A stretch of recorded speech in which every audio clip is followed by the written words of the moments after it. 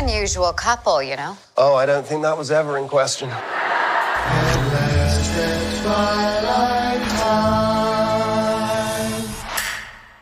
Hello, nerds! Happy Saturday. How are you guys? Welcome back to the PJ Campbell Network. And today we're not talking about WandaVision. We've decided to change it up. No, we are talking about WandaVision. But if you had to see this, you have to see this too. We were talking about Spider-Man Turn Off the Dark. What is this? What was this? What was this thing that existed on Broadway? I have questions that need answering. Guys, that's canon. That's officially in the MCU. Yeah, that's a real thing that happened on Broadway once upon a time. But I am PJ Campbell. I am here with Handsome Dan and Eric, and I am super happy to have you guys here. We're talking WandaVision today, episode 8, and what an episode it was. What a twist. Yeah, I know. What a twist. Yeah, look at everyone. You had to be there. Exactly. I did that as my you had to be there today, Sammy. Dwayne was like, what? Yeah, all these things. Who am I calling nerd? I'm calling you all nerds, Anton, because we're nerds. Stay nerdy. Stay nerdy. So, I have a giant cardboard cutout of my head. That's how nerdy I am. Yes. You sexy nerd. Well, it's one of those things just so you never feel lonely. Like, mirrors are so overrated. Get a giant cardboard cutout of your own head for your background. Yeah. So, look. Problem solved. We got lots to talk about with episode 8 of WandaVision. Obviously, a lot happened in this episode. Oh. But real quick, I do also want to take a moment to bring up Superman and Lois, because there's a lot of people talking about it. CW opened up the little penny purse thing to create another superhero show because that's what they do. They do just DC comic book shows and Riverdale. So they decided to do a new Superman show, and it's actually really, really good. I think this is actually the strongest debut for any CW hero because it's not like any of the other shows. It's different. I don't know. Like, it was shot like a movie. It felt like a movie, and it felt like an amalgamation of all the things that you love about all the different iterations of Superman in one place.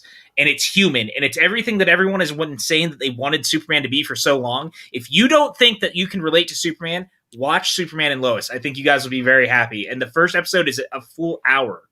So just like prepare to spend time with it because it is not just like the short, 45-minute thing that you're used to with those shows. Hey, boss, can I commission this? Yes, I think that is a great idea.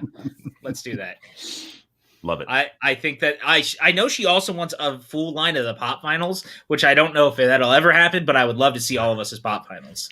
Mass produced. Yeah, mass produced pop finals. Did you, Eric? You saw the one, right? The one I got. Okay. Yeah, it's friggin' dope. So, all right, let's get into it because there's not a lot to talk about for the week. If you guys don't know, we're all taking an entire week off from the network. Book Nook, I believe, will be back not this Tuesday, the following Tuesday, but we're all busy and we all needed a vacation. So we're taking our spring break. It's going to be great. Sean is currently out in the middle of the desert, Jesus style, 40 days and 40 nights. So I hope he's doing well out there. I'm going to start with Dan. What did you think of this episode of WandaVision, my friend? Oh my God. This episode, well, first off, I want to propose just a general motion for television and film going forward. I want all exposition dumps from here on out to be done by Catherine Hahn. Yes. Just because like you have the beginning flashback scene, but then literally there's probably a solid 5 to 10 minutes of her just like spouting exposition. And I'm like, this is all just like things we need to know, but I'm really not mad about how it's being communicated to me right now. That, and there are a couple other smaller things that I really want to point out when we get to them. But this episode is like, I'm so happy. And I said it last week that like, Sorry, Sean, we needed a break. I really want to just like say again how we got to this point as far as the MCU goes. If you look at the Infinity Saga, it's pretty well self-contained, all in movies. And then explaineth the Harkness. I want a shirt that says that now. Yes. It's all well self-contained in movies, basically 22, 23 movies as a season of a show. And so then it's like you start season 2, but as a television show, and then it's just this hard left turn that's taking all that goodwill that's been built up, deconstructing so much of it. And like, especially with this episode where it says previously on, so like most of the episode is flashback, and like, holy shit. There's so many things. There's so many things, so many words, and so many Lots to talk emotions. about. Yep. So many emotions. What about you, Eric? What are you thinking? I thought I was mentally prepared for this episode of WandaVision. I was not. By the end of it, I was an emotional husk of myself. I was just sitting there going, oh all the feelings. Is that what you felt like when you saw this, Eric? That was a different husk version of Eric. All right. Like that was like when you're in the beginning where all that magic got stolen from those witches. That's what I was like when I saw Spider-Man turn off the dark. Just a husk of yourself. But this is so good. I know I say it every week, but this is the best episode yet. How do they keep one-upping it? How? I don't know, but I'm glad they are able to find a way to do it.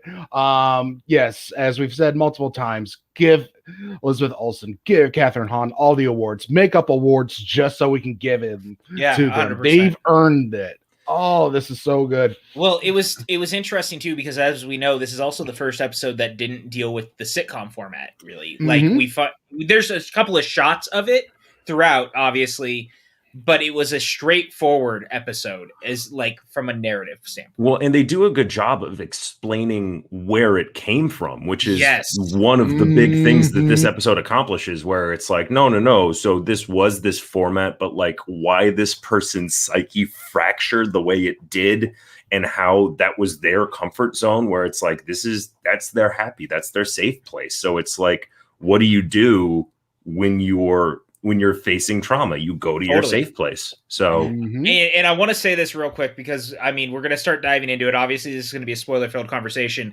To the nerds who are super upset that the show is not like we all theorized. We were doing it here. We had all sorts of theories of stuff that was going on.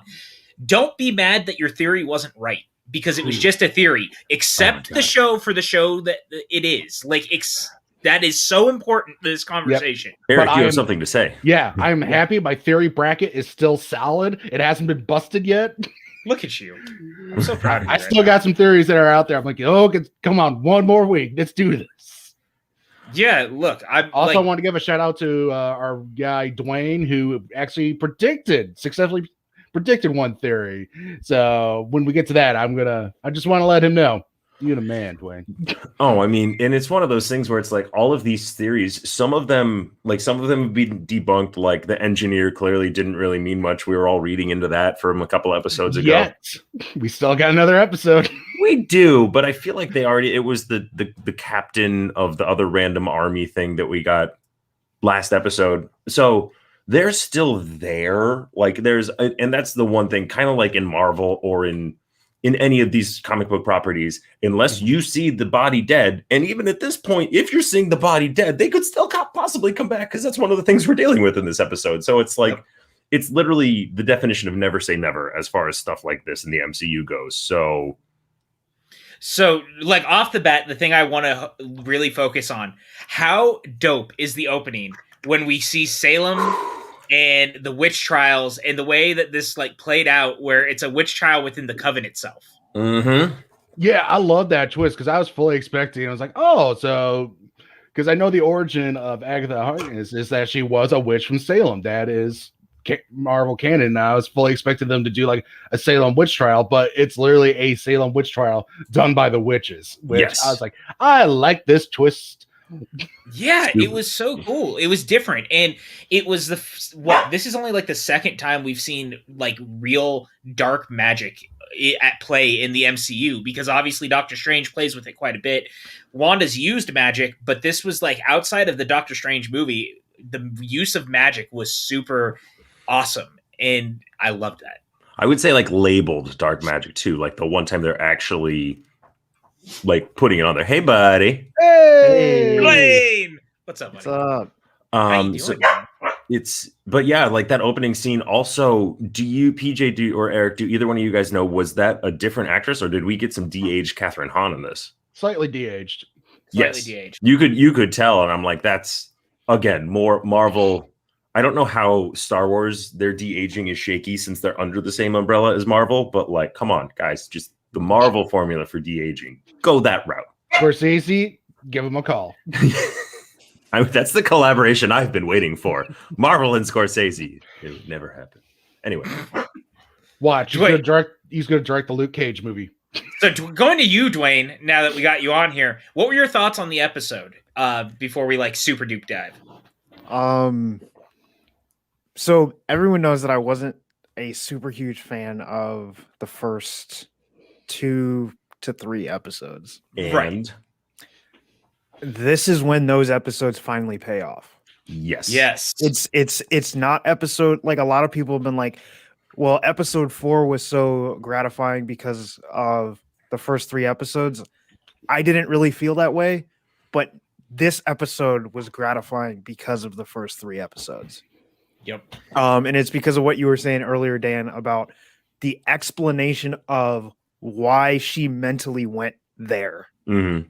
When everything in her world completely shattered, Mhm. she reverted to her base comfort memories. Yes. Yes.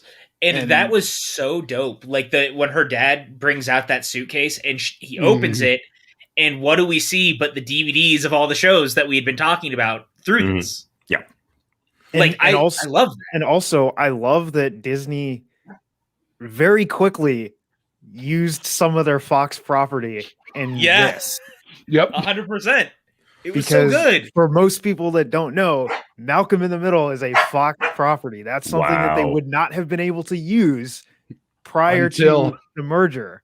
Yep. Well, and that's because that was 2 years ago. I think it officially went through. Yeah. 2 years ago. So they Yeah. and clearly this has been planned for a while, so they had the time to kind of incorporate that.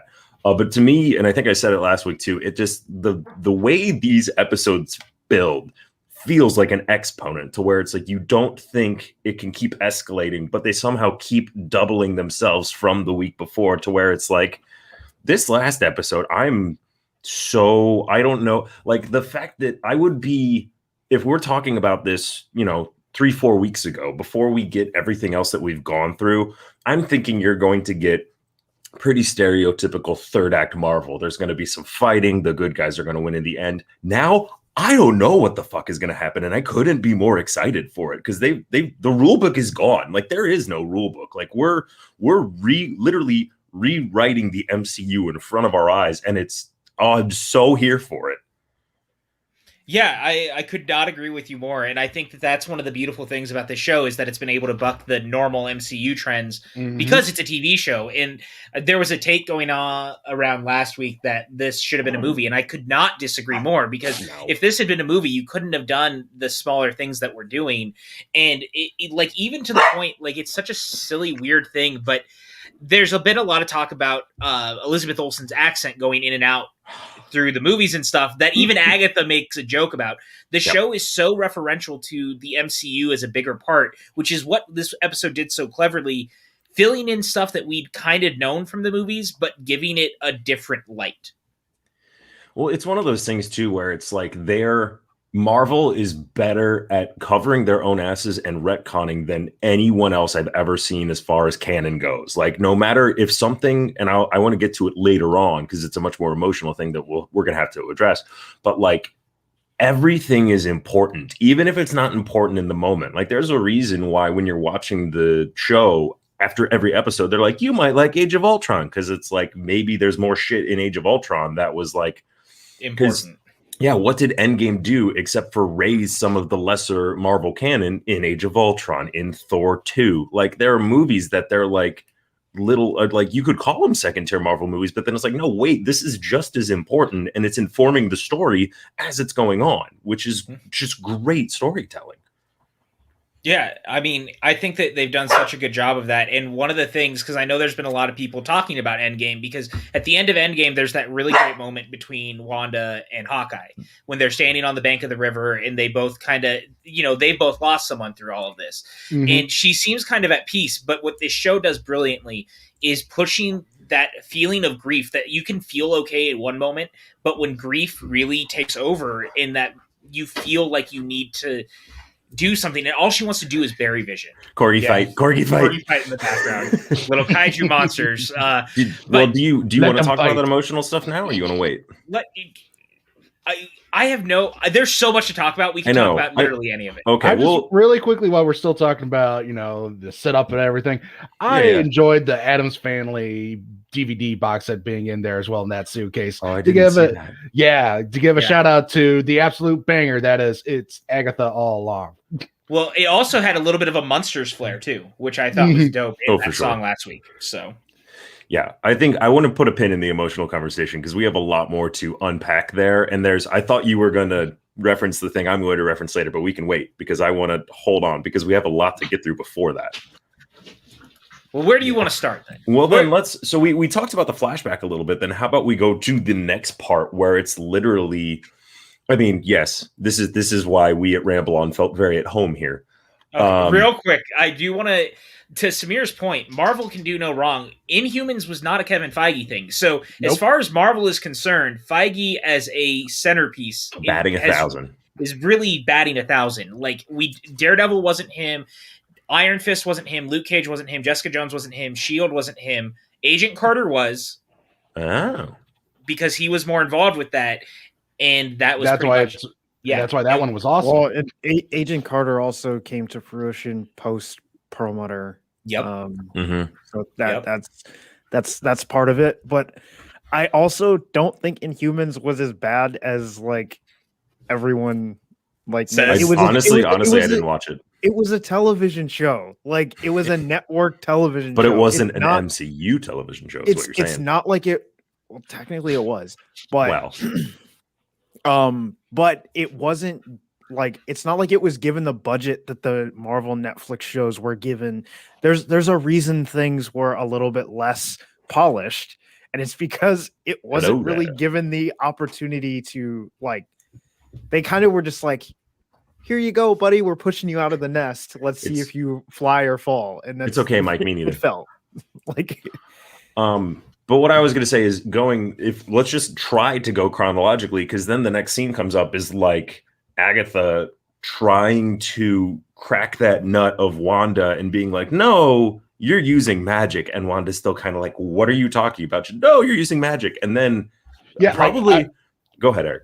I was going to say, that's the thing I love the most about this episode. After we get that great intro is when you finally get Agatha talking to Wanda, it is like Agatha's like, this is all magic. How do you not know this? And that's giving you exactly her motivation. It's like, how do you not know you're a magic user? How do you not understand that everything you've done is magic? And it makes, when you flash back to that scene with her controlling Pietro during the Halloween episode, where it's like, how are you doing this? That's Agatha's way of asking her, I need to know how you're doing this, because I'm investigating this. I also think it's the first really glimpse, because you got it a little bit like with the Agatha all along. It's very cutesy and she's being very manipulative. But in that scene, you really get the first glimpse of her as a straight up villain, where she slams. I thought that was such an out of nowhere little scene where she slams her against the wall. And I was like, that was aggressive. And then she's like, you can tell she's kind of getting pissed, and like the levels of Catherine Hahn. Holy shit. Turning on a dime. So many turning on a dime scenes in this particular episode. Well, and the brilliance of that, what Eric was just talking about with Agatha being like, how do you not understand this? And because one of the things the MCU did for a while was like the idea that magic wasn't really magic. It was science that people didn't understand, right? Like even in the original Thor, that was a big talking point in that movie was, well, what you assume is magic, we call science. And so now the show, starting with Doctor Strange, but now really with this show, they're like, no, like magic also is a real component to the bigger MCU that you don't like. People don't necessarily understand that yet, but it matters, and it's a big part of it. And her kind of using fake Pietro, or Fietro as she called him, which brilliant, number one, Fietro was so good. And their explanation of all that was great. She couldn't use the dead body. You can't bring back the dead. He had bullet holes in him and he was in another continent. So she used someone else. I mean, can't we? I don't know. We'll get to that later on in the episode. She actually didn't use anyone. It was like a basically like a creation, a projection. Right? Well, it was like a golem. She said it was. She said it was some sort of a possession of some sort. The eyes and ears were her. It was like a crystalline Possession. I forget what she called it exactly. I think it was crystalline But- possession. I think it was those But two yeah, words. but it was basically just matter that she could kind of project herself into, make it look like whatever she wanted to, and kind of move around the world. Which But also in the go ahead. Ultimate Troll, they basically said Evan Peters Quicksilver is not the real Quicksilver. Yeah, I was just gonna be. Which I love. They I basically love it. said, It's so "Hey, good. all of that Fox universe stuff that's not real." I was a little sad about that we won't get him like going forward, and that was a lot of our theories a couple of weeks ago, where it's like, oh, he could be the big bad, and now it's kind of like, I mean, oh. they didn't necessarily Rule it out. it out, but And never say that never. particular obviously. Yes. character is not what Well, we all yes. thought it was. Well, not only that, also let's not forget the mid-credit scene from last week where he does confront Monica. True. So Where's there's Monica? Right. We Yeah. didn't see her, him, and No Jimmy Agent Woo. Woo. Nope. So there's still some mystery boxes left to be opened. Oh, so many. This So last episode's It's- better. It better be a full hour. Next That's all episode's we're going to be saying. Christmas. I want to open Needs- all the it needs to presents. be like an hour and a half. To be Oh, I honest. know. A Yeah, full-on that's- movie. I'll say, man, like one of the things that is so brilliant too is that Agatha as a character, this whole thing where she's like, I need to know, and so opening the different doors to her past Mhm. in her mind to be like, let's go. We're gonna go down a memory lane, if you will, of all the shit that has been super horrible for you, and we're gonna watch it play out, and I'm gonna see how all this started. Oh god. And so to go back to the thing that we had heard about in Age of Ultron, the day that the bomb went off in their Yeah. house and Oh. leveled everything, and the Oh way my that was God. done with the Dick Van Dyke Show playing, and like it's such a serene, quiet moment. I was And not ready. I would. The thing was, is like I knew it was going to happen. I knew it was coming, and I was.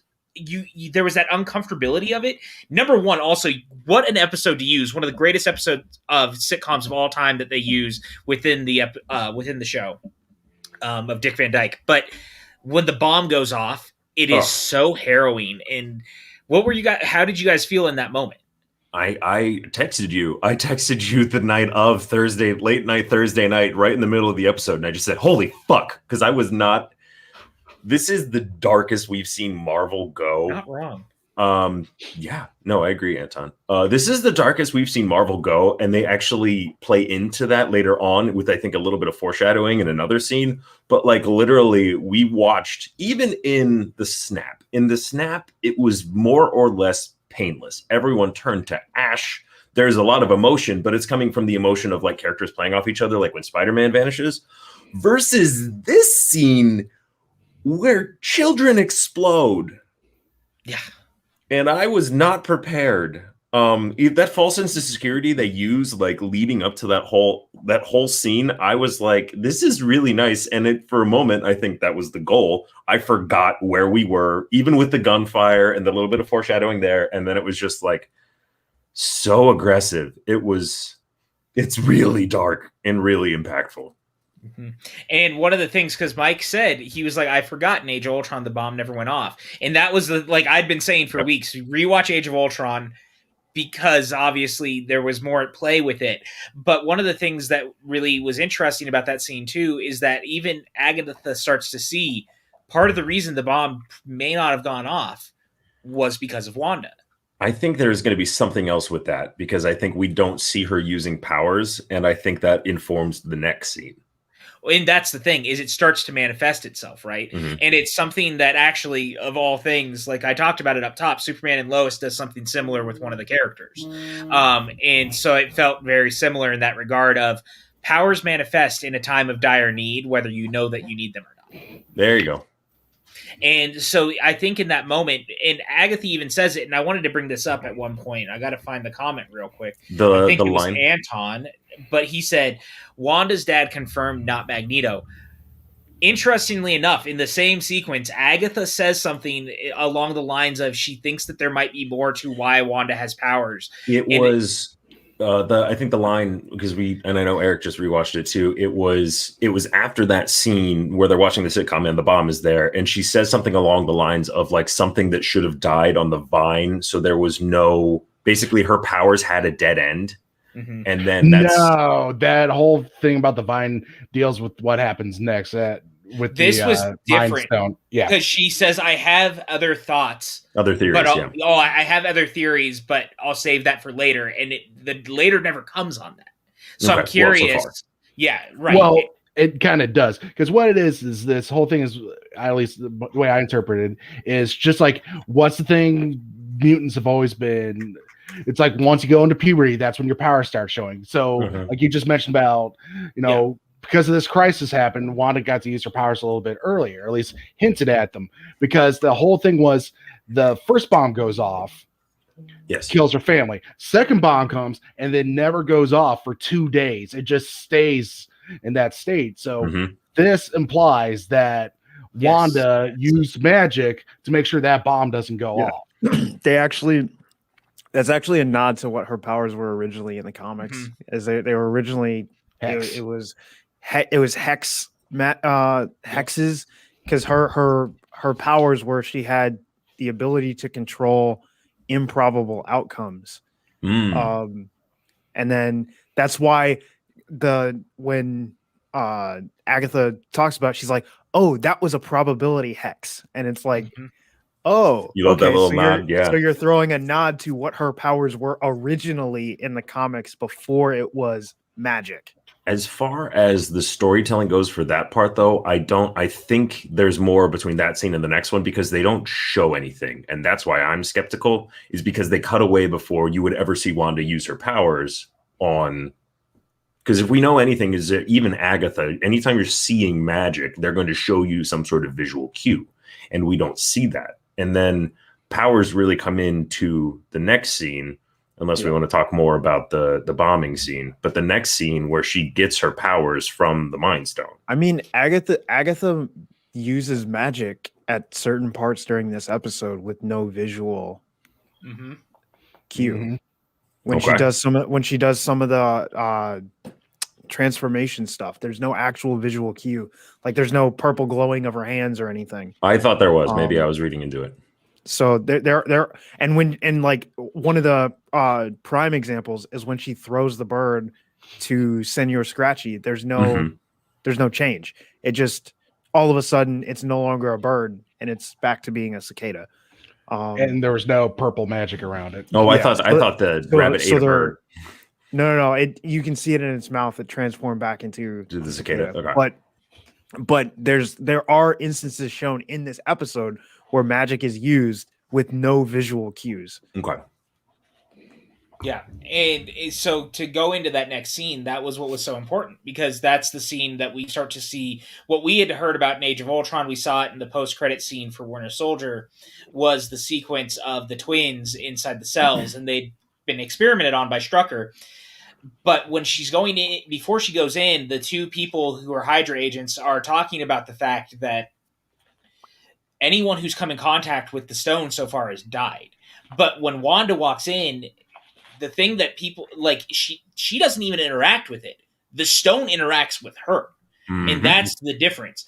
And that's like when her powers start to manifest fully, the stone seems to unlock them. There was also something I don't go ahead. Think the stone unlocks it. I think it just amplifies. Yeah, that's a better way to say it. Yeah. I also have a new theory, because something that I didn't catch the first time around, or more rather I saw it but I didn't fully digest, whereas when the stone approaches her and then like right after it shatters from the scepter version to the actual Mind Stone, you get a shot from her eyeball where she sees a figure coming towards her.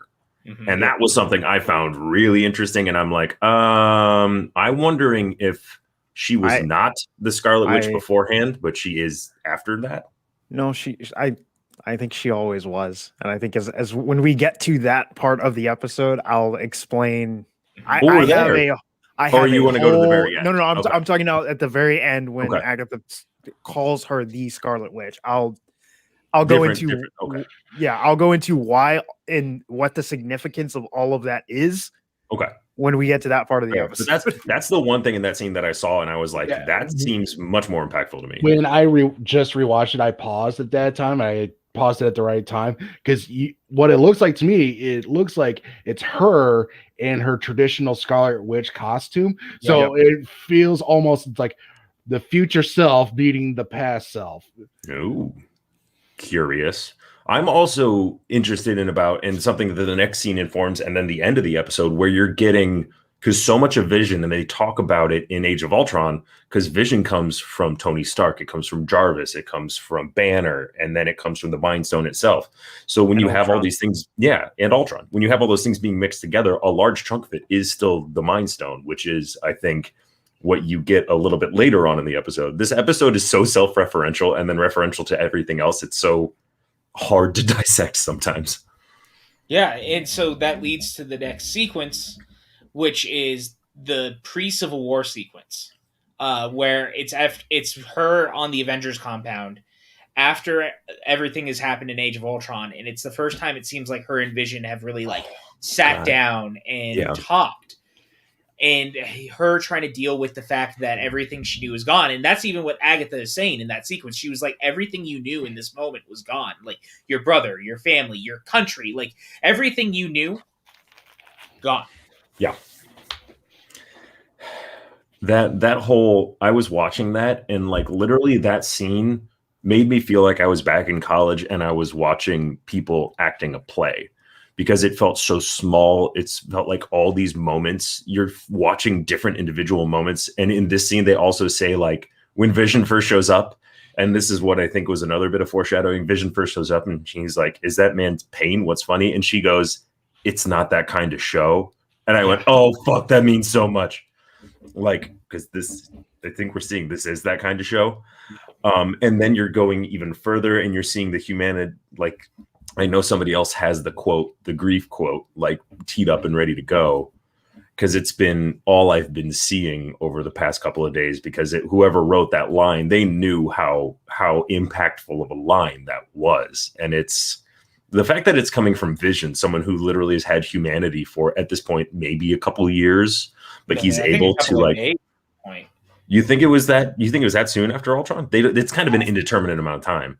My guess would be pretty early on, because one of the things that I noticed, and I mean, maybe this is just me, but like one of the jokes in Civil War, because in real time, 2 years has passed between Ultron and Civil War, is that Vision walks through the wall and she's like, Viz, we've talked about that.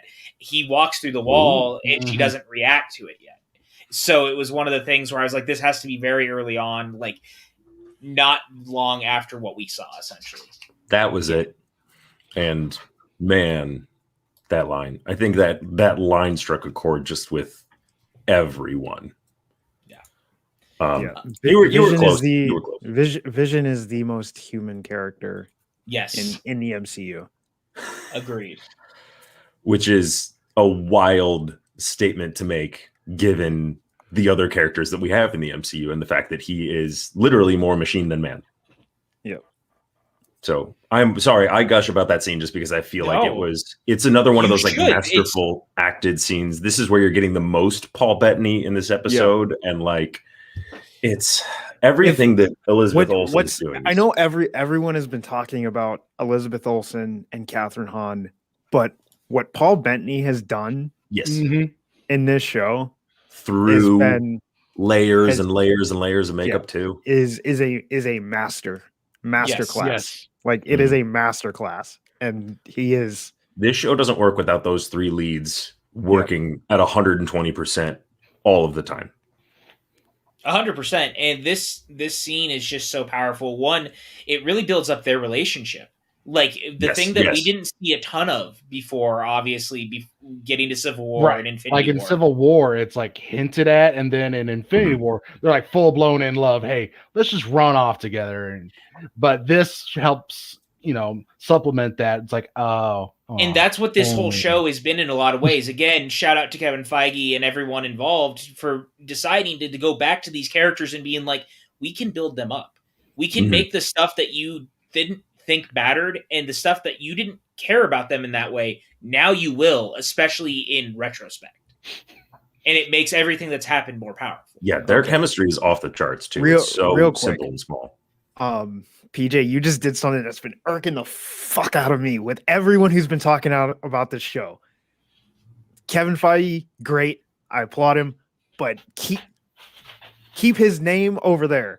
Matt Shankman, Jackman. and Jack Schaefer. Jackman. That is who gets the fucking flowers for this show. Yes. That is who gets the flowers for the show. Kevin Feige, you get the flowers for everything in the MCU up until this point.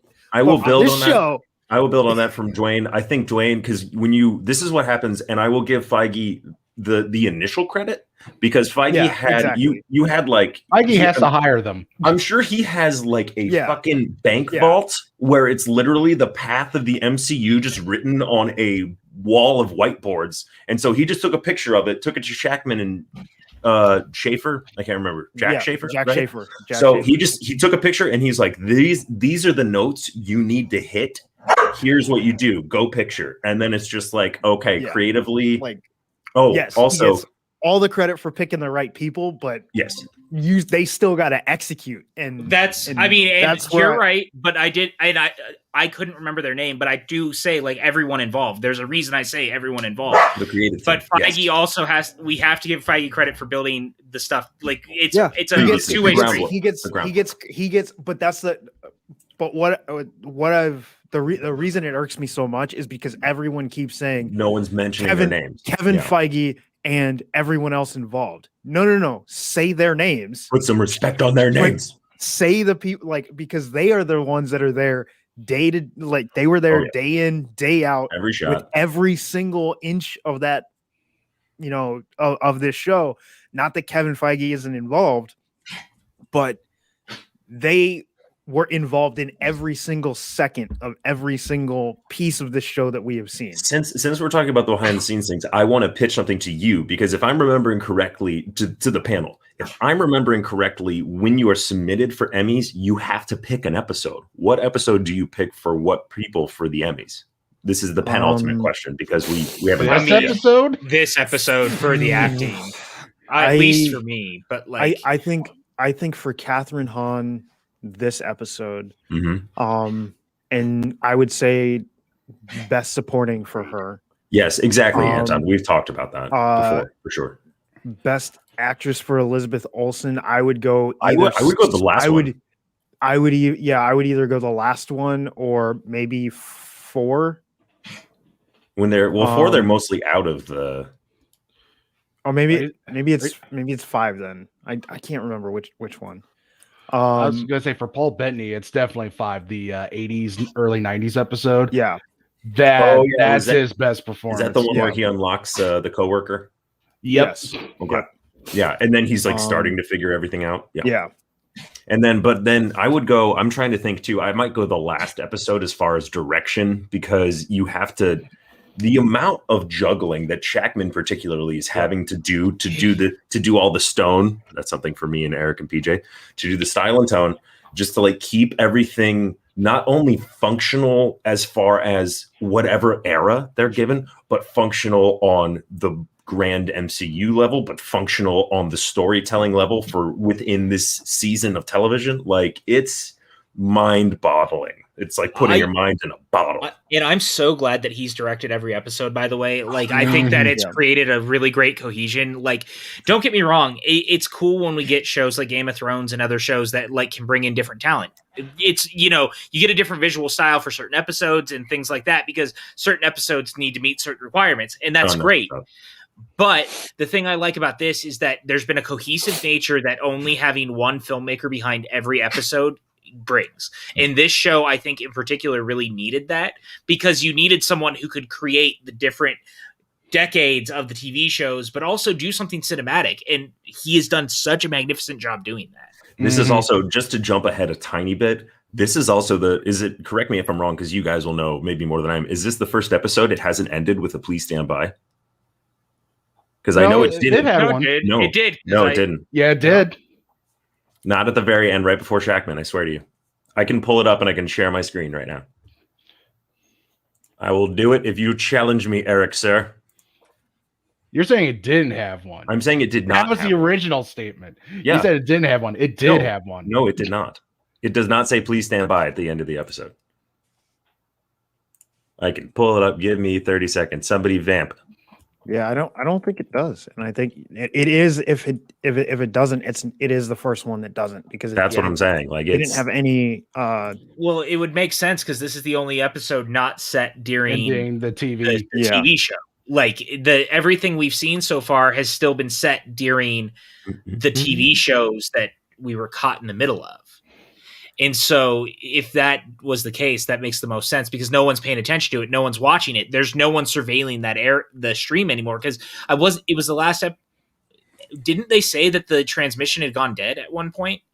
That they weren't getting the transmission anymore. Yeah. So that explains that no one's paying attention to it because the please stand by every time was the fact that they were also watching the transmissions. Yeah, it doesn't have it. It just goes straight into the credits. Yep. I can show you. I have it up if you guys want to see it. Well, I just looked at it. Yeah, it goes a little bit like, and I don't want to play it because I know that's probably super bad. Yeah, let's not play it. It literally just cuts right into the credits. Yeah, I think. Oh no, you can't even see it. Oh, okay. Yeah. I tried. Yeah. None of that. They're getting around people screen sharing things. Smart. Okay. Anyway, but yeah, I try to take screenshots here. But yeah, there is no please stand by like there is. There has been for every it's episode confirmed. prior They to do this. not. They don't stand by next week's episode. They think it's going to stink. Don't watch it. Theory Don't confirmed. spoil it early. Don't even bother. Right. So that was leaving off with the Mind Stone, and when she first did that, and so that's where they go into Agatha Harkness saying, "I have a theory, but I need a little bit more." And then you get into the scene we just talked about with her and Vision, and then after that one, then we go into would you call it present or like events immediately before? Yeah. Oh, but you also he even said like if you pay attention to like the TV screens inside the Sword office, it even is Snap survivors reuniting. Yes. So it's fairly recent. Before we jump off, I do want to say too, and then the very subtle Catherine Hahn go at the end of that last scene go like she's getting a little teary-eyed watching like holy shit. Anyway, back to Sword. Then we find out that director Hayward lied his fucking ass off because he's an asshole. Yeah. I want to punch that guy in the face. He has a punchable face, doesn't he? That was probably the casting. Be like, we need a guy with a punchable face. Yeah. Yeah. I mean, credit to the actor who he's doing a fantastic job making us hate him. But we have director Hayward with the most problematic views on. Like it's just this comic book trope where the guy's not really like a bad guy. He just has a very like skewed view of the world. I love it, Brandy. Right.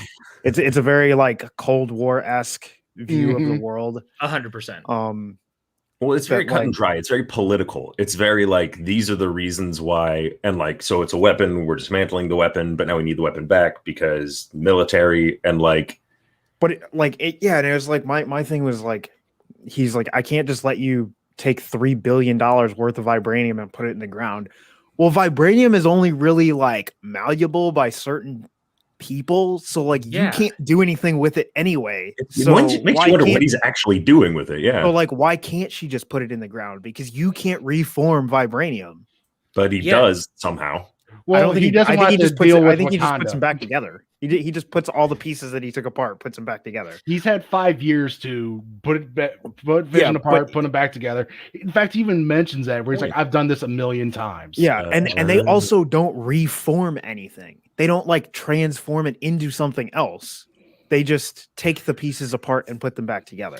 And Wanda in that moment, like watching her just be like, I am his next of kin, man. Like all I want to do is bury him was so heartbreaking. And like her just sitting inside the sword. Like, I guess it would just be like the entryway. Like you got that whole area and she's sitting at that reception desk and she's like, just give me his body. I know he's here. Like, let me bury my husband. Like, why is that so hard? And the fact that this dude is like so intent on clearly using Vision as a weapon still, like, he pissed Wanda straight off. Yes, and that's the thing that like so pissing her off, sure, but I went back to the grief line was very emotional the first time around. When I watched it the second time around, the one line that I always thought was a little janky to me personally in Infinity War is right before Vision dies the first time, where he goes, "I just feel you," and then it pays off here. I'm even getting a little emotional thinking about it, and then it pays off here. She goes in and goes to his body, and she's doing the same thing where she's feeling the Mind Stone or where the Mind Stone would be, and she goes, "I can't feel you," and says it twice, and you're watching her break down. Oh, that killed me. I was like, oh wow, okay. Yeah, that was the other thing that I really wanted to mention, because it was the bringing that back. I was like, oh Yeah. fucking heartbreaking. And again, Olsen in that moment, man, just the like, I can't feel you. Just you feel that actual The pain weight. and the weight behind it, and it was so good, man. But again, heartbreaking, and Hayward's a dick. Yeah. Like, fuck Hayward, number one. And the other thing after that was her leaving and having, like, we see her driving into the suburb, Mm-hmm. and there it is. Leaving peacefully. Yeah, Wow. leaving Yep. peacefully. Yeah, she didn't take his body. She didn't. Nope. She didn't do any of that. She left, and Because Hayward's a dick. because Hayward's a dick and he lied. And she Hashtag goes out Hayward's a there, dick. and one of the things that I loved is when she gets to Westview, we start seeing people that we've seen, Mm-hmm. and she gets to the lot where the house is, and when she gets out and she opens it, and they had bought the deed to that land, Well, Vision did. the heart, Yeah. but it was the heart that was on the calendar, Oh, the first episode. Good catch. and that was very interesting. Before we get too far away, I did just have one other thought about Hayward, to where it's like it clicked with a line that Cap says in Civil War, to where it's like, if we sign the Sokovian Accords, then we're pretty much an instrument of the government, and that's done by people from committees, and they always have agendas, to where it's like we're slowly starting to see Hayward's agenda from the beginning, and that's been uncovered, to where it's something, another motif brought from Civil War. But yes, back to Westview and the people we saw and the heart. What I liked about when heart. she's traveling through Westview again is because, like, I know after Spider-Man Far From Home, there was a lot of complaints. Like, people were like, "Oh, MCU's just glazing over the snap," and like not really showing its impact again. But here in Westview, you could see that. You could see like depression's hit this town. Things have been broken down, and like people are still like struggling. You could see that. Like, if you read their faces, they're still struggling with all that. Then you get to her in the lot, and my heart. More brilliant stuff from Elizabeth Olsen. And this was the moment that we finally see what happened. She broke, and it's a beautifully heartbreaking moment, and the way that it plays out is so great, because it's also reminiscent of the stuff we saw in the last couple of weeks, as she would like expand things out and the world would change. But this moment, she, like, her powers manifesting themselves the way that they do, and creating the house, creating the town, taking it backwards, and she creates Vision out of it. Yes, which I found extremely interesting too, because it goes from her magic to all of the yellow and his power, whatever you would call that. And that's where I'm really excited to hear. Yeah, and that's where I'm excited to hear what Dwayne has to say about all this from the comic lore, because it literally, like, when you're getting that scene earlier in the episode, and you're getting that whatever figure is coming into Wanda in that moment is from the Mind Stone. So what I'm positing as someone who doesn't really know comic book lore is, how do we know it's not just literally, because we've seen a couple of things about Vision in the Hex from here on out. We know he can't theoretically survive outside of the Hex. And then there's the after credit scene we have to address as well. But literally, she not only creates her house, but she actually creates Vision. And we actually saw him outside of the Hex. He was a corporeal being, whether or not he was actually living matter in the regular world. He exists in the Hex, and he existed for a little bit outside of the Hex, even though it was being pulled back into him.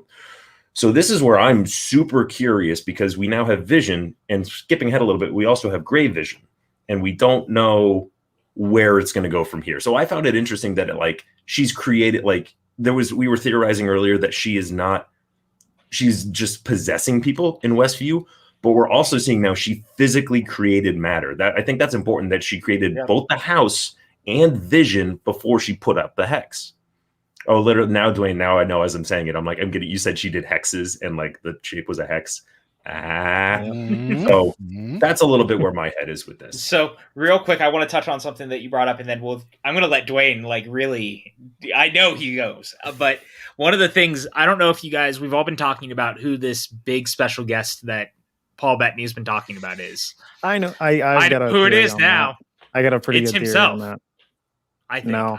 I think that would be. I think that would be a beautiful troll, but I don't think that's who it is. Oh, I've always wanted. I want to hear what yours is because I think it's him. I brought that up on the Inner Geekdom show yesterday. I was like, what if it's the ultimate troll and Paul Bettany was talking about himself? I just thought that would be so good. I do actually have a theory of who it is, and it is also kind of a bit of a troll, but I'll save it for. I'll let you finish what you were saying, and then. Oh no, that was what. The floor is yours. Is literally it's a troll. Okay, now, I'm curious.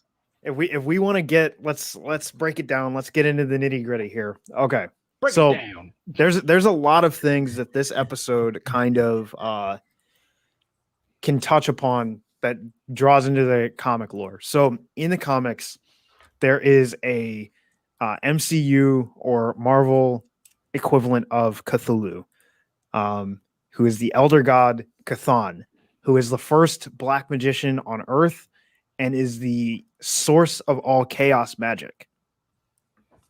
Okay. In the comics, Chthon has been banished to a different dimension known as the Flickering Realms, and he cannot directly influence our dimension, but can, through his relics and through his followers, interact. One of those relics is a book of magic called the Darkhold, which looks very similar to the book that is in Agatha's basement. Ooh.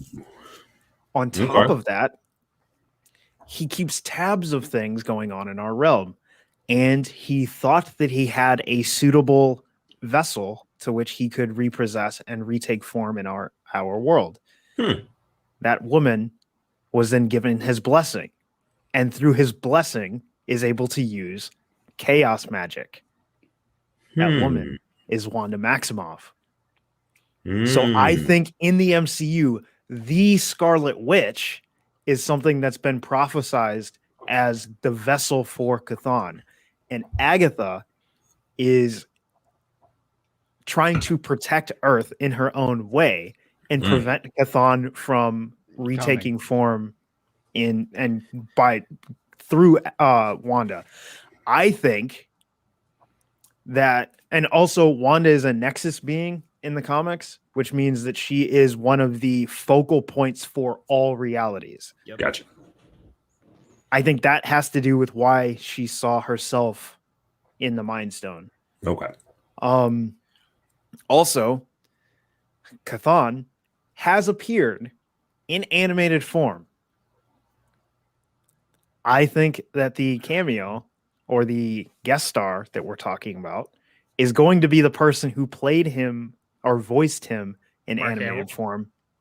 Luke Skywalker himself, Mark Hamill. Makes sense. Wow. I could see that. That's good. That's real So good. when we're talking about a Luke Skywalker level cameo, we're literally talking about Luke Skywalker. I mean, Brandy, that's not exactly what you said, but you're not far off. It'd be amazing if that was the So, case. I think that they are going to have him voice the whatever It like, is. Yeah. Chthon, however he like manifests himself. I think that it also gets around and brings in a way to have a Mephisto-esque villain without bringing in Mephisto and then losing China as a market for this. Because you can't have like demons and devils and stuff in China, but you could have something kind of like Chthon. Question. Yeah. With all that being said, do you think then they would be teasing him, Chthon, as the next big bad a la Thanos? No. I think that the next big bad a la Thanos is going to be Kang, who is possibly could be showing up in Loki and is also a Nexus being. Okay. And And we we know know- that Kang is also part of Ant-Man 3. Yeah. Okay. So I think that that's going to be where our next big bad is going to be. It's going to be Kang. I also think that by the end of this, Vision will have been reconstituted, but similar to what happens in the comics, there's a point where Wanda possesses Vision's body and uses Vision's body to fight the Avengers, and then that's kind of when they go their separate ways, because Vision says he can never forgive Wanda for basically taking control of him. And I think that he's going to when he reconstitutes himself and kind of gets himself back in control of his faculties in all ways, he's going to see what Wanda did in Westview and not be able to forgive her for that. right. Which is interesting because like even her projection or her recreation of that is already fighting with that theme, is already being like, I don't know if I like what's going on here and what my wife is doing to me. Right. And that's been a big push throughout the episodes, especially the Halloween episode when Vision starts to, like in the episode before, because him and Wanda having that fight about everything and him being like, this is not ethical. Like, you can't be doing this to people. Like, these people are scared. They're hurting. And Well, I was going to say, and the episode right before where they actually fight right before fake Pietro shows up and they start to elevate and escalate. So yeah, no, that tracks. But I also, this is the other thing. And this is the fun way to play devil's advocate where you're not being an asshole. So many of our theories have been debunked. So there's a chance none of that happens. Exactly. Yeah. But that's what it's fun about theorizing, right? Right. But also being normal about it. Like, it's okay to theorize and have fun like we're doing. But also accept the show on its face value. Like that's the big thing, is like people get weird. And it's a conversation that we have frequently, is that people get weird when it's not the thing that they think it is, when it's okay when it's not the thing you think it is, because sometimes the story being told is the story that needs to be told, whether you want it to be that thing or not. And that's really important to remember. Yes. Just and saying. then, I was trying to think, what else? Do we have anything else to cover? We need to, well, the kids are still there. They're being held by Agatha at the end of this in full. I would assume that's her full regalia where she's actually flying and low-key strangling. Yeah, that's them. that was the costume that was teased before Agatha. It was Agatha all along when she first shows up for that banger of a song. So there's that, and then there's, like Dwayne said, the reveal of her as the Scarlet Witch, and then the after credit scene where we get Grey Vision, which Dwayne was right the entire time. Yep, Dwayne called that. He did. I also do think that Agatha is gonna by the end of the next episode, we will see that Agatha is not a villain per se. I don't think that. I don't think she is. I think 100% she's going to maintain a lot of her ambiguity of the comics. And in the comics, she's never a antagonist, really. She's very much she operates on her own. She operates on her own kind of like lane. Earlier on, Dwayne, you might like this. I compared her a little bit more to Magneto, where it was like more like a frenemy, more like she had her own goals. It's not even that, because in the comics, she's always aligned with the good guys. Yep. It's just she's more of a Punisher, I would say. Okay. She's aligned on the side of good, but people don't necessarily like her methods. Agree with her methods. She's willing to go to certain because extremes. she's a very much a tough love. Yep. 100%. Mentor for Wanda, which we see in this episode when she says, "You can't run from this anymore." Like she says, no, you're going through that door. You cannot run from this anymore. You have to face it. And it's very much of a like that's her path in the comics. She is Wanda's mentor. She is a mentor and protector for Franklin Richards, which I mean, I doubt we'll ever see that in the MCU, but her characterization in comics is not as a bad guy. Sure. She's sometimes a little prickly, but she's never the antagonist. 100%. And I'm sure there'll be, and that's another thing that this particular season of television is doing. This will not be the last, unless she dies in the next episode. She's going to be in a lot going forward. Yep. To answer about the kids, I think that the kids are real. I think that I still think that we're gonna find out like Wanda was pregnant when she was snapped away, or she. I think that there's going to be some way that the kids or either that, or they're going to kind of roll the Mephisto House of M thing into with Chthon and like how they bring that forward. It's gonna be in there somewhere. That the kids are real. Yes, which is for lack of a better term, they are real. She just because also Agatha does say spontaneous creation. Yes. Mm-hmm. Which is a very special ability. Yes. And I think that the episode showed that obviously Wanda can create. Like we saw her create so many things. And I think that the kids are another thing where it was trying to keep the illusion that everything was normal and like it was a normal life and she created life. Real quick, guys, we did get a Streamlabs from Brandon Buck. He donated and he said, "I love this crew, y'all. You rock." Thanks, buddy. We appreciate that. He's the best. He is the best. I love that I have so many questions and we can literally spend hours pontificating and theorizing like we do. But I haven't been like, and this is something that Eric can comment on because it's something that I personally have struggled with over the years, to where it's like my expectations are, if they're not met in a certain way, then it would lend me to be disappointed. However, I've also Howdy, Dan. Yeah, pouty me. But it's one of those things that I've kind of worked through and realized, like, no, it's okay to have expectations, and it's also okay to not have them met. But you should also try to absorb the show for what it is and what they're creating for you. Like, if you look at this completely devoid of, say you pull out all the MCU, pull out all the characters, and you literally look at the format of the season of television we've been watching, it's meta to the nth degree.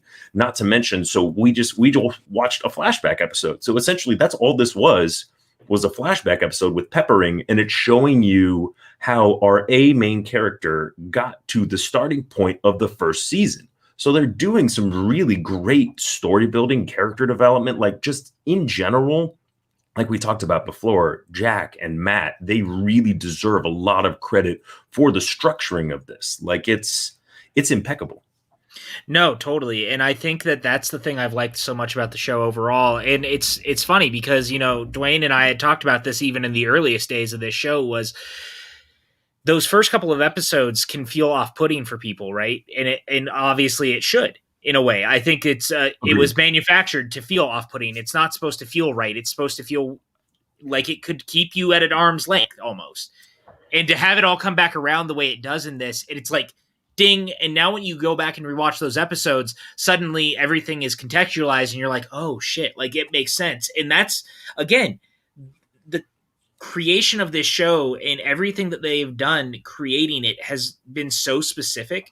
And that's why I'm glad it's a TV show and not a movie, because we've had so much time with the characters to let this build out. If you had done this in 2.5 hours, it wouldn't have been the same. I don't think. Or imagine if they dumped it like Netflix. Imagine I just that. I just had a terrifying thought. Before you get to that I want theory, I will say you don't get this nuance. You don't get this attention to detail. You don't get this character development for Wanda, for Vision, for Agatha. You don't get any of that in the movie. You don't have the time. No, exactly. Go on, Dwayne. Now I want to hear Dwayne. Yeah, come on, Dwayne. What if Hayward just reconstituted Ultron? Yes, that's been my theory the whole time. Yep. He just recreated Ultron because none of what made Vision is present in. Yep. Guys, remember, Ultron is parts. He's part Stark, part Banner, part Ultron, part Jarvis. Jarvis isn't there. Mind Stone. Yeah. And Jarvis the Mind Stone isn't there. The Mind Stone's not there. Tony's not there. Bruce isn't there. Depending on the hardware, you could Hayward very much has the mentality same that, mindset. that Yep. Stark had when he Yep. created Ultron. And Hayward, Oh, remember there was no. James remember- Spader voicing Gray Vision next week. Oh And my that- God. Veins. That was the other thing, because remember, people have even been pontificating the idea that what if Hayward had been Vision Ultron. or Ultron? I mean, so what if he created Ultron? That makes a lot of sense, actually. And the people have been waiting for the return of Ultron in a way. Like again, Right, the he show. never died on screen. So what wound up happening? Ultron is not So Ultron wasn't created from the Mind Stone, but Nope. Vision. data that they were able to gather from studying the Mind Stone helped them push forward Yes. the creation of Ultron. Yeah, that's why we said it a little bit earlier on too, but essentially you had Stark, Banner, Jarvis, Ultron, and the Mind Stone. All 5 of those things created Vision. So that's what we're saying now with Gray Vision. More or less 4 or 5 of those are just not there. So the only thing left is Ultron. And I wanted to bring up Anton's point. He That's says, a I good think point, people have put too much expectation on the show to introduce mutants in the MCU. Yes and no. I think that one of the things that could potentially be is that people were affected. We've talked about on here before that we think that some people, like even Miss Marvel, are going to get their powers from what happened. And I think That's us theorizing. I think anyone who look, it is a theory, but anyone who thinks that they have not started the retcon, you're out of your mind. Oh This episode was the beginning of the retcon. Yeah. And look, I mean, they've been pushing it, right? Because we all knew that eventually we were going to see Photon in this, right? Because we knew that she was going to get her powers. But one of the things that was interesting, I don't know if we're necessarily going to get Photon, or if we're going to go straight to Spectrum. We may get like a somewhere in the middle. Yeah. I don't know if we're going to get that whole journey from Photon to Spectrum. We might just get Spectrum. Yeah. Or we might get Photon, or we might get an amalgamation. Of both, which would be great. But I think too, to that point, right? One of the things they talked about is when she came out the first time, her DNA had been changed. Yep. And I think that everyone inside, regardless of if they come out with powers or not, their DNA is now changed. I think that there's a reason they're calling it a hex gene, or everything is a hex, right? And it sounds very similar to the X gene. I think this is a big play retcon in a cool way. Yeah. Sure. To introduce that people are going to create mutants one way or another. We talked about that a little bit last time, and specifically with Photon and or Spectrum. Like I looked up the powers, but you have to figure more. This fucking guy. I'm on Spectrum right now. Thanks, Spectrum. But so she has been, her powers were given to her. She went through that barrier 5 times, like in, out, in, out, in. So she's done a lot more than everyone else who's already in there, who's only gone in once, who's only been passed through the barrier once when she expanded. So right, but other people have also been in there longer. We don't know. But those people didn't pass through the barrier. Right. It was created around them. Yeah. So I mean, I would call the barrier going around them one trip of passing through it. Sure. But that's the difference with Mana, is she actually went through it, went through it again, then went through it a third time. Mm-hmm. Right. And she came out with like actual powers versus I think the people who their DNA has just been mutated, which is interesting. And I think it's a good way to do any of this versus, look, we talked about it before because obviously this all leads into Doctor Strange and the Multiverse of Madness. We're all aware that Scarlet Witch is going to be in that. That's been announced. So there's a lot long-term play with multiverse stuff, but I'd much rather we somehow bring the mutants in our own way versus being like, and now we're opening the multiverse and just bringing in characters from Here Come Mutants. Yeah. You know what I mean? Yeah. Like I'd much rather it was done organically. And this feels organic. The problem is with bringing them in a more organic way is Professor X and Magneto is kind of those are kind of the big problems. Yeah. Everyone else you can kind of like finagle their backstory, but with Professor X and Magneto and the history that they have, and especially Magneto's, like the biggest the fundamental base of his character and the reason why he is the way he is Yes. because of what he went through in the concentration camps. And if you don't have that, you don't really have the thing that makes him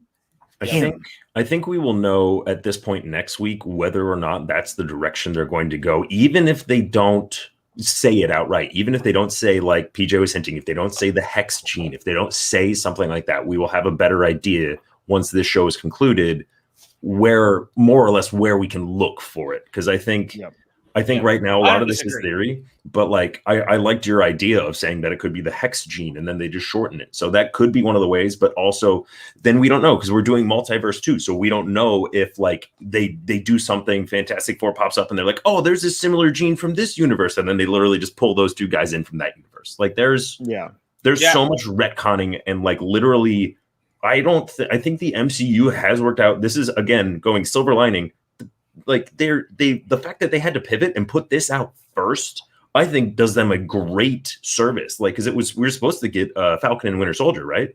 Mm-hmm. Yes. I think this is Disney Plus. Yeah, I think this is a much better starting point because you literally after Endgame, it was a blank slate. If you go right into Falcon and Winter Soldier, it's good, but it's more of the same. So I'm excited for that. Actually, technically, we're supposed to get Black Widow first. But that's true. We were supposed to get that, which would have been again. But I think that the pushing of Black Widow showed how little of impact, how little impact that movie really has on the overall MCU outside of introducing Florence Pugh as our replacement for Scarlett Johansson. Which I think is why they felt comfortable moving it. But I think that moving because I think that there's something that happens in Black Widow that is going to affect Falcon and Winter Soldier. Yep. And that's why they had feel like a prequel. Because remember, once Black Widow got pushed, they had to do reshoots, and those reshoots amounted to about 5 months of reshoots. That's a lot. That's a long time for reshoots. That's longer than solo reshoots. Yeah. So I think that they had to kind of change a little bit of the direction of that particular story because of something that happens in Black Widow. So I think that they had to kind of adjust and massage a little bit into that and that's why I think that's why Falcon and Winter Soldier was pushed. I don't think it was pushed because it wasn't ready. I think it was pushed because, oh shit, this story hasn't been told yet. We need that told before we tell this one. We got to redo this. Yeah, and so they massaged it a little bit, which made the most sense at the time. And I think that'll be better. I still think that, I mean, obviously we're going to talk about it on the network because it's 6 episodes and that begins 6 2 episodes weeks from now. March, it's soon. Yeah, it begins 2 weeks. No, yesterday, right? 3 weeks. 3 because there's a 2 week gap in between the end of WandaVision. It could possibly be 1 week. Right. March 19th is when Falcon and Winter Soldier drops. Okay. And then it's 3 weeks from now because there's a 2 week, possibly 1 week gap. I was going to say let's delve into that. So where's this theory coming from that there is a 10th episode? I don't think it's a 10th episode. I think it's a documentary, like behind the scenes making it. Here's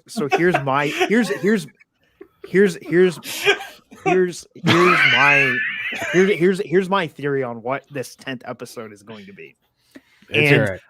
I would love it, and this would be so fucking mind-blowingly big-brained. I know where you're going. What if it's a behind-the-scenes episode of the making of WandaVision that is an episode of WandaVision with the fucking characters? Oh my god, that would be incredible! It would be so fucking big-brain meta, and I would lose so my next mind. Level. Yes, it would I would be lose my so mind. next level.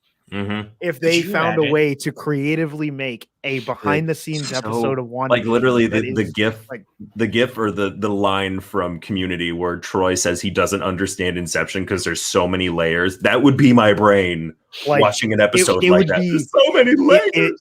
It would be like Oh my god! Oh my god, dude! I want that so bad. I would love it if the 10th episode of WandaVision was the essentially gallery, the so gallery to episode. Nutshell would it be for so dope.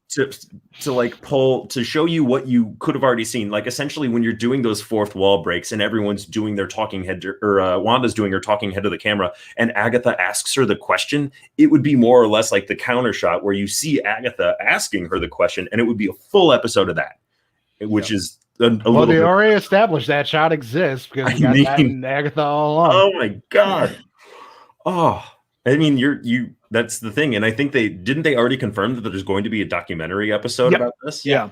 So that's possible. I mean, Brandy behind the scenes weren't her happy place, but they did show that it does exist a behind the scenes area when she's on the soundstage, when they reveal that she's on a soundstage in this last episode.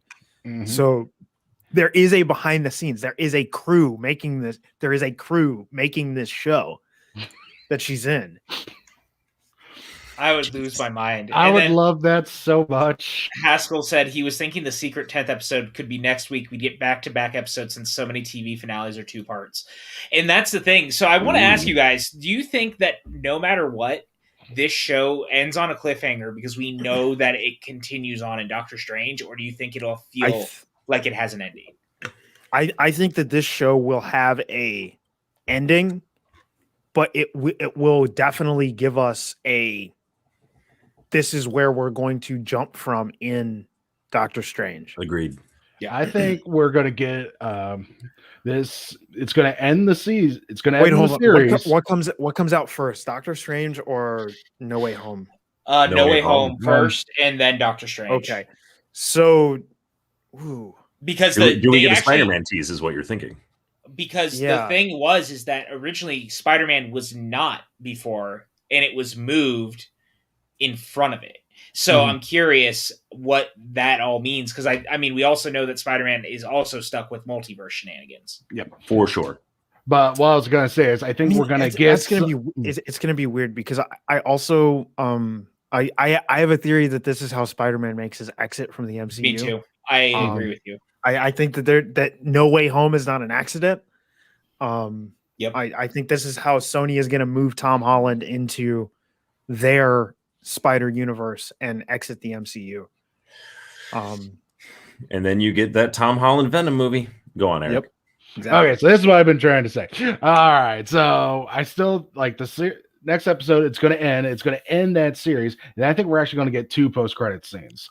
One's going to be the setup for Doctor Strange 2, and then it's going to be the third thing. There's going to be a third thing. Don't know what to expect, but this show's been having so many mystery boxes. There's got to be something at the end, just to wet our mouths to until we can actually get into the theaters. I'm in agreement both with Dwayne and with Eric. I think this is where you finally get, because most of this has been, you're playing with characters that we already know here in Marvel, what we've seen so far from WandaVision.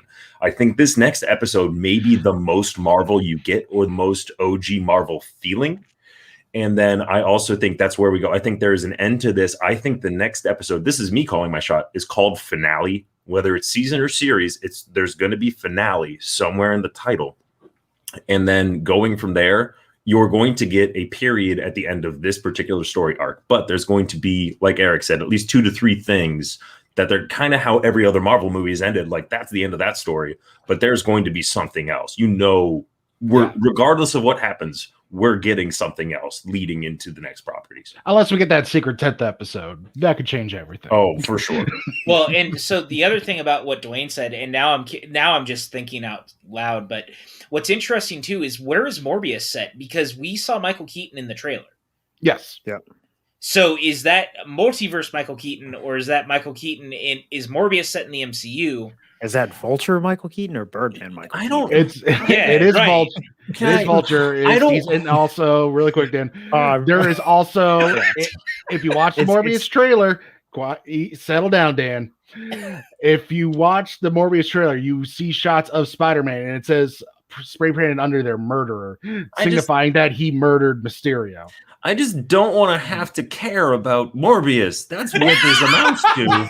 I just don't want to have to. That's fair. Like Venom, I understood Venom, even though Venom's a wildly uneven movie. I kind of identified with it, you know. And Reef is. I also don't want Spider-Man to leave, but we also have to like keep in mind that it's really hard to ever get two big studios to play Disney nice. Don't like each other, and and that's the other thing that's come up recently. No Way Home is the end of Tom Holland's contract with Marvel. So, and we don't know how those renegotiations have went. If they came to an amicable divorce. Well, I don't think his contract was ever with Marvel.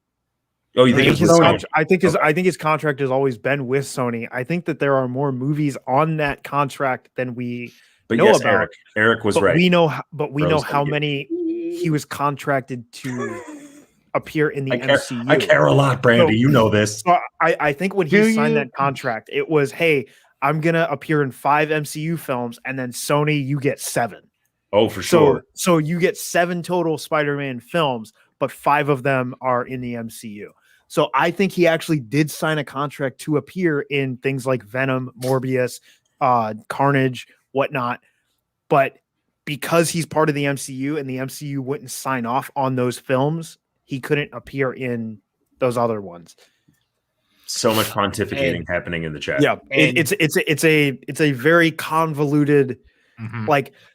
Contracts and studio agreements are like such a fucking like just as much to do with studio contracts as it does storyline. And to Haskell's point, like we all know Doctor Strange is in Spider-Man 3 or Spider-Man No Way Home now. So like the truth of the matter is that this could be the way. And maybe what they do is that the two universes coexist, and that way Peter can go between the universes. We don't know, because if Sony and Disney keep playing nice, it only benefits both parties.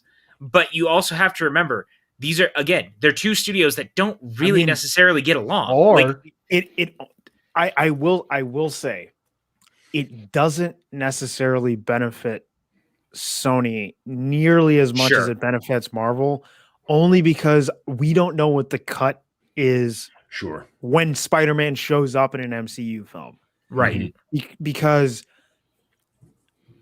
of that MCU caveat, they can't use him in things like Venom. They can't use him in things like Morbius. So they can't use him in movies where they get all the profits. Right. Eric, what were you going to say? I was going to say, or there's always option C. If Sony ever gets bought by Apple, Spider-Man rights goes right to Disney. Yeah, I mean, that's the other thing is that if Sony ever sells to anyone, the rights revert back altogether because it's a loan. It's not an outright own. So interesting, because the Spider-Man universe is now the only one that's not in home at Marvel. Spider-Man and those contiguous characters are the only ones that are not back at Marvel. Wow. But I don't foresee Sony being bought by Apple, because similar to Disney, Sony has an entire other arm that can offset the loss of profits from their movie studio. Sure. Because their technology is going to make them money till the end of fucking time. Yes. So Hulk, the character rights reside with Marvel. It's the distribution rights for the character that is at Universal. So that's why they can use the character in literally any movie that's not a solo movie. Yeah. As long as the movie is not named Hulk or has Hulk in the title, Marvel still gets all of the profits from it. And I think there's also some other minor characters that Universal still owns that Marvel can't use. That's why we haven't seen. They got them all. They own all of the rights to the characters. They just can't make a movie because then they have to share the distribution with. We're going down such a different path. And to Brandy's point, it's every 7 years. So Sony has to make a movie with Spider-Man once every 7 years in order to keep it. And then if they do that, it re-ups on its own. So it's not just Spider-Man, it's a character that was originally created for Spider-Man. Okay. Yeah. So that's how they've held on to it, and that's why instead of like when the Sam Raimi Spider-Man 4 fell apart, they went straight into the Amazing Spider-Man because they didn't want to like prolong the inevitable and risk that's it. Why they don't give. That's why they don't give a fuck about all these different reboots. That's why they don't care.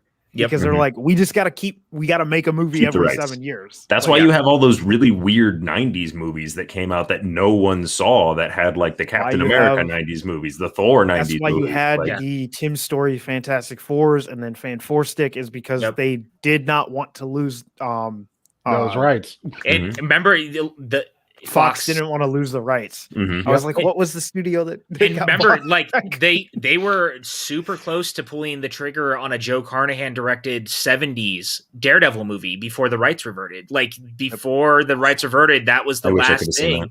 It was it was supposed to be an R-rated Daredevil film that got pulled and they didn't do it, and the rights reverted like right away. I'm a Carna fan. And that's what I was going to say. The reason the Daredevil rights took so long to get back to Marvel was not because of Daredevil, but because of Elektra. Yep. Gotcha. Yep. And because Ben Affleck made a cameo in that movie, people also forget. It was cut, but they had the version of it. So that's how we decided to go down this route, and here we are. I don't know, does anyone have any final thoughts on WandaVision after we've explained we got content creation rights? So here's my expectations for next week. Who played BioShock Infinite? Anyone? Mike, real quick, why do they sit on the rights? Because if you ever get that chance, it's the money. Hold on, what characters is he talking about? Well, the distribution. The distribution for Hulk. So Universal isn't sitting on the character rights. Universal cannot make any Hulk movies. Yep. But if Marvel decides to make a movie where the Hulk is the main character or Hulk is in the title of the movie, they then have to give distribution, which means a cut of the profits to Universal. Like that's why Thor Ragnarok was a low-key Planet Hulk movie. Exactly. Yes. So they cannot actually greenlight or make any movies with the character. But if Marvel was like, hey, we're gonna make a Hulk movie, they then have to split the rights and give the distribution deal to Universal. So Eric, what are your theories and or predictions for next week? Well, like I said, my expectations, like I said, really quickly, who played BioShock Infinite? Anyone in this chat? No. I'm surprised, Dwayne, you haven't. Anyway, I haven't played. No. So I played that game. I beat it. Start the show over. Okay. So I played it and I beat it. And the end twist of that game, like, just messed with my mind. And unfortunately, I had to go into work 30 minutes later. So I was not in the proper mindset to work after that. That's what I'm expecting after next week. Oh boy. I'm expecting something that I'm just going to be sitting there watching them going, you're going to have to like wake up and watch it. Yeah. Before work. How am I going to do this? But I think, Dwayne, thank you for pushing the Ultron theory. I've been trying to figure out how he gets into all this, but I'm glad it's there. He still got it in. He still got it in the Maxwell misquotes. Love it. And real quick, we just got a Streamlabs from Brandy Parker, who said, thank you guys for another great show. Have a great spring break. Thank you, Brandy. Thanks, Brandy. Cancun. So we're going to get Ultron Vision. We're going to get, like I said, I don't want to go in saying I'm predicting all this because all I've ever wanted was just the Ultron to show back up, and I think we're going to get that. And I think I already talked about a little bit with like where we're going to go with it. I think we get some quintessential Marvel, but I also think there's going to be that flair, that dramatic flair that we've had this entire time. Like, man, I'm so excited for next week. Like, it's kind of nice because it's like my work week starts on Friday, and so till Tuesday. By the time my work week ends, I only have to wait like a day and a half to see the next episode. So, like Eric was saying, he's not going to be able in the right mindset to go to work.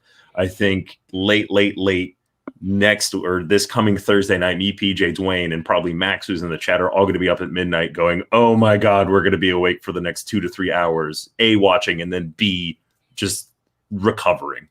Yep. I mean, I'm going to go to sleep immediately after, like I always do, but you're going to have some weird fucking dreams, buddy. Because I have to be up very early to engineer a show the next day. Fair. about the show. But I always watch it twice. I watch it once when it drops, and then once again almost immediately when I wake up. But I think that we are going to get a very clear picture of who the villain or the big bad for Doctor Strange in the Multiverse of Madness is going to be. Sure. I also think the keyword in that title is madness, not multiverse. Madness, another word for chaos. Yep. So I think that I think that it is a very good safe bet that Cathan is going to make his appearance at the end of this episode.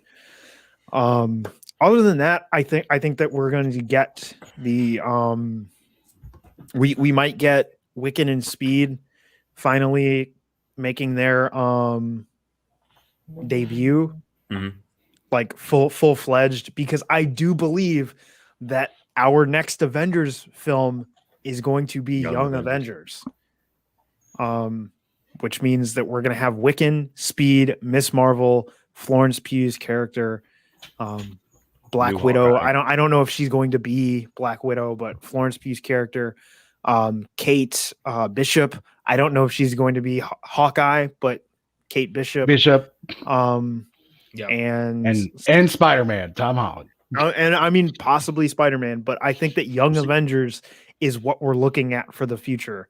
100%. So that means Wiccan and Speed are going to have to come back to fruition and make their way into the real world. I think Ant-Man 3 is making a big push for Young Avengers stuff too, which I think we're going to see in Ant-Man and the Wasp. What is it? Quantum Mania. And real quick, Eddie Haskell shared this picture with me. I just wanted to share it real quick because the truth is that this is a guide to like what's owned by the studios and whatnot. This thing is super not dated correctly though, because Namor has since reverted back. Man-Thing has since reverted back. The Fox stuff, as we all know, is in-house. The only thing that is pretty much correct at this point is the Spider-Man of it all. So it's a good visual, though, for anyone who didn't kind of understand what was going on. This is kind of how things looked as a Venn diagram, if you will. And so, Eddie, thank you for bringing that to our attention. Yeah, and it's also not... The rights are a little bit more complicated than that as well. Sure. Because there are characters that appear in other things that are still technically able to be used by Marvel. Like there are Spider-Man characters, because a lot of people don't know this, but the Punisher is technically a Spider-Man character. Same with Kingpin. He debuted in Spider-Man, but you can use versions of the character that are not like that's why Captain Marvel was able to use the Skrulls, even though technically that's a Fox or Super Skrulls are a Fox specific character. So they can use Skrulls, but they can't use Super Skrulls. So it's like it was like very like also there's difference between like movie rights, TV rights, animation rights. Which is why technically I think that they could use the Hulk in She-Hulk with no issues. Sure. Because Universal does not own any TV rights. Right. That's why Abomination is able to be used in She-Hulk, because there's no TV rights to those characters, and that have been sold to Universal. It was kind of funny because it was something that happened with Kingpin when they did Daredevil. Kingpin was actually technically owned by Sony at the time because he was a Spider-Man character, and so they had to Fox and Sony had to make a deal just for them to use Kingpin in the Daredevil movie. And like it's a whole thing, man. Like this stuff happens. Like you might say one character pops up one place. That's why, and we've talked about it on this show before. The reason we could get Scarlet Witch and Vision in the MCU was because they originally debuted in the Avengers, not in the X-Men comics. You literally made this joke. These were going to be the next words out of my mouth was come for the water cooler, stick around for the comic book characters rights talk. Yes. And also the reason they were able to do that is because they never used the word mutant, which is an X-Men exclusive word. Mm-hmm. They used miracles. Yes. Or enhanced beings. But also on top of the movie TV rights, there's separate rights for animation. Like so it gets like very, very, very convoluted. So sticky. Yeah. Yeah. Wow. So there's that. Does anyone else have anything to add? Because we've just gone so far down the. So let's go back into the Spider-Man Turn Off the Dark talk, huh? Let's talk about those rights. Yeah, where did those rights go? That's a great question. Someone I get want Julie Will Smith in the next MCU movie. Is that going to be Max's next Tony nom? Yes. Bringing back Spider-Man, Turn Off the Dark. Yes, absolutely, it is. Look at those pictures, man. Don't you guys just want to see this? Come on now. Look, I don't have anything else to add. Yeah, I don't even know where to start with that. That's another hour. That's another hour right there. I got to get to work. All right. With that, Eric, where can everyone find you online? You can find me on Twitter at handsome_cheese. Perfect. Dwayne? You can find me anywhere and everywhere on the internet at Burkmade. Later today, actually in about an hour, you can find me on my YouTube channel where we're going to be talking about Trigun. Ooh, and then after that, you can find me at about 7 p.m. Pacific on my Twitch channel where I'm going to be playing games that other people can play with me. Please subscribe to my YouTube channel if you haven't already. I'm about 29 subscribers away from getting a custom URL so that I can get rid of all those letters and numbers, and it could just be YouTube/C/Burkmade, which would be nice. Hell yeah, dude. Everyone support Dwayne. Dwayne is one of the best, and I love him. Yeah, amazing. He's the best. Dan, what about you? I'm here, sometimes, and I'm online at hi Dan Nye. We really need to change your handle to Handsome Dan. I'm just saying. I mean, he's Handsome Cheese, so shouldn't it be like Clever Dan and we just like flip it back? I mean, I'll change my Twitter handle if I need to. Also, I'm pretty sure someone's probably already got Handsome Dan. Yeah, I'm not to mention that seems way too self-serving. I don't want that kind of pressure. Hold on, I'm gonna change mine to Handsome Dan really quick. See. Sorry, I can't have it. Eric has it. My bad. You guys can find me on Twitter and Instagram at PJ_Campbell. You can find me at the Movie Trivia Schmodown. I write the questions. Be nice to the writers. We're only human. Dwayne, you're doing stuff for the Schmodown still too, aren't you? For First Class League? Yeah, I'm engineering First Class League. So when that starts, I will be the one controlling all of the things behind the scenes on First Class League. Perfect. With that, guys, we'll see you next Saturday. That'll be our first time back. We're taking a week off. It's our spring break, but we'll see you guys next week talking the WandaVision finale. We'll see you on the next one. Bye. A small squirting dildo. Hi, Ralph. Hey there, Maxwell. How are you? How are you doing today? Merry Christmas. Merry Christmas. Yes. What do you have to tell us today, Ralph? Oh, well, I wasn't given a script or anything. It's a little unprofessional, Brandon, but that's okay. You can watch the Film Physics Christmas special. That is youtube.com/Brandon Hanna. And if you like Christmas, which I love Christmas, yes, just do that. You are the opposite of the Grinch, Ralph. I don't like the Grinch very much. He's very sad. And you're very happy? I really am happy. Sometimes my voice sounds different than other times. So today it's a little different, but that's okay because I just try really hard. I have sinus problems like you wouldn't believe. Yeah, I get it. There doesn't seem to be airflow into your nostril area, so I completely understand. Some people say I kind of sound like Ray Romano. I could see that. Yeah. Robert! Well, Ralph, everyone does love Raymond. And everybody loves Ralph. Thank you so much, Ralph. No, thank you. And watch Box whichever day it comes out.